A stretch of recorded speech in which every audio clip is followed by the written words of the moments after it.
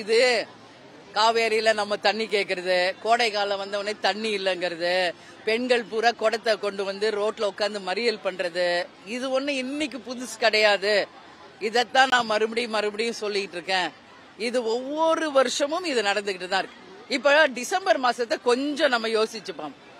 எத்தனை சிட்டி, திருநெல்வேலி, தூத்துக்குடி எல்லா இடத்துலயும் பார்த்தோம்னா ஃபிளட், எல்லா இடத்துலயும் ஃபிளட். அப்போ என்ன இங்க நிர்வாகம் இருக்குன்ற நான் மக்களுக்கு சார்பா இன்னைக்கு கேள்வி எழுப்புறேன்.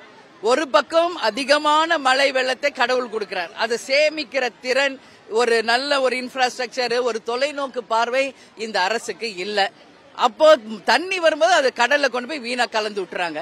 ஜஸ்ட் ஒரு 3-4 மாசத்துல கோடை காலம் வரப்போகுதுன்றது எல்லாருக்கும் தெரியும். அப்ப தண்ணி இல்ல. ஏன் இது தொடர்கதையா நடந்துகிட்டு இருக்கு? இன்னைக்கு நம்ம ஏன் போய் காவேரி கிட்ட போய் ஏன் நம்ம கர்நாடகா கிட்ட கேட்கணும்னு நான் கேட்கிறேன். அது கொடுக்க வேண்டியது அவங்க கடமை. இல்லன்னா அந்த உரிமையை நம்ம பெற்றுதான் தீர போறோம். ஏன் ஒவ்வொரு வருஷமும் போய் அவங்க கிட்ட கெஞ்சி எங்களுக்கு தண்ணி கொடுங்கன்னு கேட்கணுமா என்ன? அப்ப நம்ம கிட்ட ஆட்சி இல்லையா? இங்க நிர்வாக திறன் உள்ள அதிகாரிகள் இல்லையா? ஆட்சியாளர்கள் இல்லையா? இன்னைக்கு நம்ம கிட்ட பணபலம் இல்ல, என்ன இல்ல? ஏன் ஒவ்வொரு முறையும் ஒரு நிர்வாக சீர்கேடோட ஒரு பிளானே இல்லாம மழைக்காலம் வரும்போது கடல்ல தண்ணி கலக்கிறதும், கோடை காலம் வந்த உடனே தண்ணி இல்லைன்றதும், அப்புறம் போய் கர்நாடகா கிட்ட காவேரியில தண்ணி கொடுங்க. இது எத்தனை நாளைக்கு தான் இந்தியே பாணிய இவங்க ஓட்ட போறாங்க? இது வன்மையாக கண்டிக்கக்கூடிய விஷயம். கடவுள் கரெக்டா தான் ஒரு சீசனை நம்மளுக்காக கொடுக்கிறார். ஃபர்ஸ்ட் மழை காலம், அப்புறம் ஒரு கோடை காலம், அப்புறம் ஒரு வசந்த காலம், அப்புறம் எல்லாமே பிரிச்சு கொடுக்கிறார். இந்த கோடை காலத்துல இந்த அரசு செய்ய வேண்டிய பணி அனைத்து இடங்களையும் தூர் வாரணும். இப்ப நான் எல்லா சிட்டி ஃபுல்லா ரவுண்ட்ஸ் வரதான் செய்யறேன். அப்போ இன்னைக்கு பார்த்தோம்னா நம்ம கூவம், நம்மளுடைய சென்னைக்கு ஹார்ட் ஆஃப் த சிட்டி, அதான் இதயம்.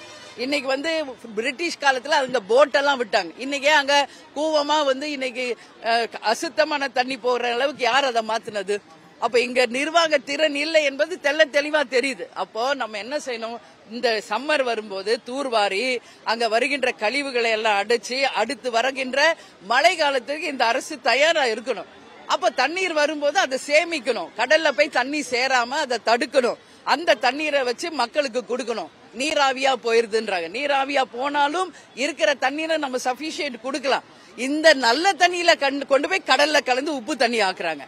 அப்புறம் பாருங்க, பல லட்சம் கோடியில ஒரு ஸ்கீம், கடல் தண்ணிய நல்ல தண்ணியா மாத்தி மக்களுக்கு தருவன்றாங்க. எதற்காக இந்த பணிகள்? நம்ம என்ன டெசர்ட்லயா இருக்கோம்? மக்களுக்கு இன்னைக்கு கடவுள் நல்ல வரம் கொடுக்கிறார் மழைன்னு. ஆனா இதை நிர்வகிக்கின்ற திறன் எந்த ஆட்சியாளர்களுக்கும் இல்லை என்பதை மன வருத்தத்தோட மக்கள் சார்பா இதை நான் பதிய வைக்கிறேன்.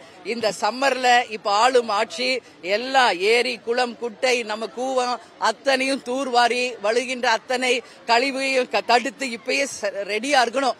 ஜூன் ஜூலைக்கு அப்புறம் பார்த்தோம்னா மழை காலம் வந்துடும். அப்ப வருகின்ற மழை தண்ணீரை சேமிக்கணும். கடல்ல போய் கலக்காம அதை சேமிச்சு தடுப்பணைகளை போட்டு விவசாயத்திற்கும் மக்களுக்கும் தொழில்களுக்கும் அந்த தண்ணீரை திருப்பி கொடுத்தாலே தமிழ்நாடே தன்னிறைவு பெற்றதா இருக்கும். அதை விட்டுட்டு சும்மா இவங்க அரசியல் பண்ணணும்ன்றதுக்காக எப்ப பார்த்தாலும் கர்நாடகா கிட்ட போய் தண்ணி கொடுங்கன்னு கேட்கறது, அவங்க இதை வச்சு அவங்க ஒரு அரசியல் பண்றது. இது எத்தனை நாளைக்கு இது தொடர போகிறது? நிச்சயம் இதுக்கெல்லாம் ஒரு முற்றுப்புள்ளி வைக்கணும். ஆனால் நமது உரிமையை நாம் கண்டிப்பா பெற்றுவோம், தீர்வோம். அதுல மாற்று கருத்துல அதுக்கு முன்னாடி நம்ம ரெடியா இருப்போம் தான் நான் கேட்டுக்கிறேன். அதனால மேகதாதுல அணை கட்டக்கூடாது. தமிழ்நாட்டுக்கு கிடைக்க வேண்டிய காவேரி தண்ணீர் நிச்சயமாக சுப்ரீம் கோர்ட்டும் சரி, ஆட்சியாளர்களும் ஒன்னா பேசி கண்டிப்பா கொடுக்கணும். இன்னைக்கு கர்நாடகால ஆட்சியில இருப்பவங்க காங்கிரஸ் தான். இன்னைக்கு ஆட்சியில இருக்கிற தமிழ்நாட்டுல திமுக. இன்னைக்கு இந்தியா கூட்டணியில திமுகவும் காங்கிரஸ் தான் ஒற்றுமையா இன்னைக்கு கூட்டணியில இருக்காங்க. அப்ப அவங்க கிட்ட போய் பேசி எப்படி புரட்சி தலைவர் எம்ஜிஆர் ஒரு காவேரியில அப்ப ஸ்மூத்தா எப்படி தண்ணி வாங்கி கொடுத்தாரோ அதே மாதிரி இப்ப வாங்கி கொடுங்க. ஏன் முடியல? அப்ப துரைமுருகன் என்ன சொல்றாரு? எது சொன்னாலும் நான் தான் சீனியரு, எனக்கு தெரியாதா? இப்படியே சொல்லி மக்களை ஏமாத்திட்டு இருக்காரு அவரு. இன்னைக்கு துரைமுருகன் அவர்கள் என்ன நிர்வாகம் செய்யறார் என்று மக்கள் சார்பா கேள்வி எழுப்புறேன். இன்னைக்கு கோடை காலம் வந்திருக்குல்ல, எங்க தூர் வர்றாங்க? எங்க தண்ணி கழிவு தண்ணீர் வராம எங்க தடுக்கிறாரு? அடுத்த மழை காலத்திற்கு என்ன தயாராக இந்த அரசு இருக்குது என்பதை இன்னைக்கு அமைச்சர் துரைமுருகனும் முதலமைச்சரும் இதுக்கு பதில் சொல்லணும். மக்கள் இன்னைக்கு தண்ணி இல்லாம கஷ்டப்படுறாங்க. விவசாய மக்கள் அவ்வளவு தூரம் இன்னைக்கு கஷ்டப்படுறாங்க. இதுக்கெல்லாம் யார் பொறுப்பு? 1000 இன்னைக்கு வாக்குறுதிகளை கொடுத்து ஜெயிச்சு வந்த திமுக தான் இதுக்கு முழு பொறுப்பு ஏத்து அனைவருக்கும் தன்னிறைவு பெற்ற தண்ணீரை வழங்கணும். நன்றி, வணக்கம். அதே மாதிரி நேற்று கொடைக்கானல்ல விழுந்துச்சா கேளுங்க அதை பத்தி. ஏலகிரியில இல்ல நேத்து பார்த்தா ஏற்காடுல நேத்து பார்த்தோம்னா சுற்றுலா போற ஒரு பஸ் வந்து அவ்வளவு பாதாளத்துல போய் விழுகுது. 7 பேர் வந்து உயிரிழந்திருக்காங்க. நேத்தே நம்ம தேமுதிக சார்பா அறிக்கை கொடுத்திருக்கோம். நான் என்ன சொல்றேன்னா, ஏன் இந்த குளறுபடிகள்? இப்ப சம்மர் வந்தா ஹில் ஸ்டேஷன் போறது எல்லாருக்கும் தெரியும். அப்போ உரிய பாதுகாப்பு தர வேண்டியது அரசாங்கத்தினுடைய கடமை. நல்ல ஹில் ஸ்டேஷன்ல வண்டி ஓட்டுறது திறமையான பேருந்து ஓட்டுநர்களை அமைக்கணும்.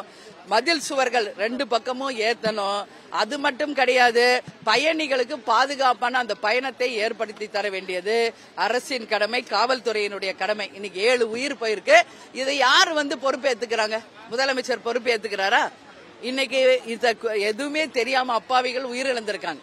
அவங்களுக்கு உரிய சன்மானத்தையும் அரசு அவங்க குடும்பத்துக்கு ஒருத்தர வேலையும் தரணும். இந்த நிகழ்வு இனி எங்கும் நடக்காம, ஏன்னா இந்த சம்மர் ஃபுல்லா ஊட்டி, கொடைக்கானல், ஏலகிரி, ஏற்காடு எல்லா இடத்துக்கும் தான் மக்கள் போவாங்க. அந்த பாதை சரியா இருக்கா, அந்த போகும் பேருந்து சரியா இருக்கா, ஓட்டுநர்கள் சரியா இருக்காங்களா அப்படின்னு செக் பண்ணி அனுப்ப வேண்டியது அரசின் கடமை. இப்படிதான் என்ன பண்ணாங்க, தேர் திருவிழான்னு சொல்லி பூரா தேரையும் விட்டுட்டாங்க. அதுக்கப்புறம் போய் சக்கரம் போய் ரோட்ல மாட்டிக்குது, கரண்ட் கம்பத்துல போய் சக்கரம் தேர் மாட்டிக்குது. ஏன் இவ்வளவு குளறுபடி? அப்ப இங்க நிர்வாக சீர்கேடு என்பது உள்ளங்கை நெல்லிக்கடியாக தெளிவா தெரியுது. இது அத்தனையும் சீர் செய்ய வேண்டியது ஒரு அரசின் கடமை. மக்களுக்கு ஒரு சீரான நிர்வாகத்தை இந்த அரசு தரணும் சொல்லி நான் கேட்டுக்கிறேன். மதுரையில கல்குவாரி ஒன்று பிளாஸ்ட் ஆகி 4 பேர் உயிரிழந்திருக்காங்க. எல்லா பக்கம் இந்த அவலம் தான் நடக்குது. மதுரையில கல்குவாரி, அது மட்டும் இல்லாம தேர் திருவிழான்னா தேர் போய் சக்கரத மாட்டிக்கிறது, சுற்றுலா போனா பஸ் போய் பள்ளத்துல விழுகிறது, தேர்தல் ஆணையம் ஒரு பக்கம் குளறுபடி, எல்லா பக்கத்திலும் மக்கள் வந்து அவங்களுக்கு வேண்டிய உரிமைகள் கிடைக்கலன்னு போராட்டம். இந்த வெயில வேகாத வெயில இது எல்லாமே சரி செய்ய வேண்டிய ஒரு முதலமைச்சர் இன்னைக்கு கொடைக்கானல்ல போய் இது விளையாடிக்கிட்டு இருக்காரு, கேம் விளையாடிக்கிட்டு இருக்காரு. அப்போ இங்க இருக்கின்ற மக்கள் வந்து யார் பதில் சொல்றது? இன்னைக்கு நீங்க மட்டும் வந்து கொடைக்கானல் போய் பத்திரமா உங்க ஹாப்பியா ஃபேமிலியோட என்ஜாய் பண்றீங்களா? வாழ்த்துக்கள், எங்களுக்கு அது பத்தி இல்ல. பட் இன்னைக்கு சிஎம்மா இருக்கிற நீங்க இதுல எல்லாம் கவனம் செலுத்தி இந்த பிரச்சனைகளுக்கெல்லாம் முற்றுப்புள்ளி வைக்கணுமா வேணாமா? அதனால கால்ஃப் விளையாடுறது இருக்கட்டும். இன்னைக்கு உங்களுக்கு ஓட்டு போட்ட மக்களுக்கு இந்த நிர்வாகம், இந்த அரசு உரிய பாதுகாப்பை எல்லா பக்கத்திலையும் கொடுத்து அவங்களை காப்பாற்ற வேண்டியது இந்த அரசின் கடமை, முதல்வர் கடமை. நன்றி, நன்றி, வணக்கம்.